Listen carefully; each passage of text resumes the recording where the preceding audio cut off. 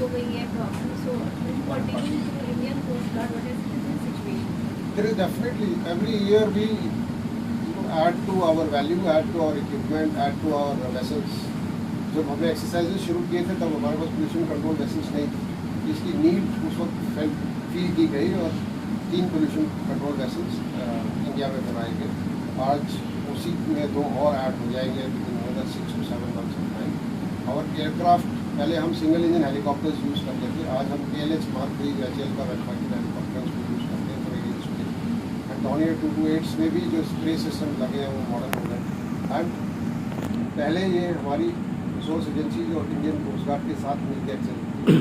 जो पड़ोसी देश हैं वो भी सेंसिटाइज हो रहे हैं, they are also wanting to join with us, so we invite them in these workshops and exercises so that they also prepare themselves, because अगर एक पड़ोसी देश में ऑयल स्पिल हो जाती है it will spill on to you also because you are adjoining post adjoining bodies.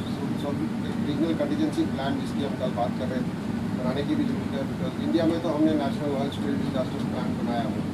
Once that comes up, all these people who are already regularly interacting with us, so they will also contribute. So it is good for the Indian Ocean. क्या sir इस exercise के लिए हमने China और पाकिस्तान को invite किया था, क्या रिस्पॉन्स रहा? नहीं। सर अभी भारत सरकार की जो और मिनिस्ट्रीज हैं तो कोस्ट गार्ड इस तरीके के जो भी ये अभ्यास है या और भी कुछ है या रियल में जब कोई इंसिडेंट होता है कौन कौन सी मिनिस्ट्री से आप हेल्प लेते हैं और वो किस तरीके से मदद करते हैं? Ministry of Shipping, Oil and Natural Gas, Fisheries, anybody who is connected with the seas comes into play here. And the latest आपने देखा होगा 2 incidences which were not exercise, they were live accidents that happened. Anti-New Diamond and the Express Pearl of the Sri Lankan port, and then the actual one, it's where the ship broke was in Mauritius.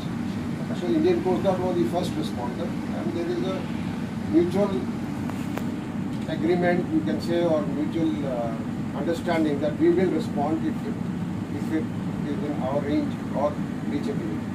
When it comes to in comparison with US and other developed countries, I think it's comparable. It's comparable because it is the concept is the same, the threat is the same, and your capabilities are also the same. And you can't say you are better or you are not good because it all depends how you handle the accident, how much oil spills are, what is the threat. The volume of the spill will decide the activities. Sir इस exercise का एक effective part जो रहा है that are 29 foreign observers from 22 countries, तो इनका feedback क्या रहा है?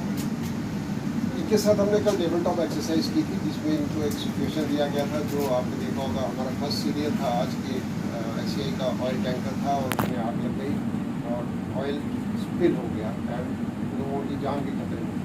सो दे along with the Indian officers from the Coast Guard worked out a plan which they all discussed the pros and cons, and today that same plan, the common plan that we arrived at, is being demonstrated practically. So this is how we share knowledge. Where they were good, they were appreciated. Where they were wrong, they corrected themselves. And it is not they, it is all of us together. Future में आप और government से कहें कि जो assets हैं या जो प्लेटफॉर्म्स हैं उनको ICG को और ज़्यादा दिया जाए, जैसे कि जो रूल है वो और ज़्यादा बेहतर निभाया जा सके। हमारे पास इस वक्त 3 पोल्यूशन कंट्रोल वेसल्स हैं और 2 pollution controls already under construction at Goa shipyard है। इससे हमारी क्षमता बढ़ जाएगी। हमारे 5 रीजनल हेडक्वार्टर हैं और आज की तारीख में हमारे पास 3 रीजनल हेडक्वार्टर्स के पास पोल्यूशन कंट्रोल वेसल और बचे हुए 2 रीजन में भी हम एक वेसल दे सकते हैं। And our reach of containment और you can say oil spill preparedness will reach the Andaman और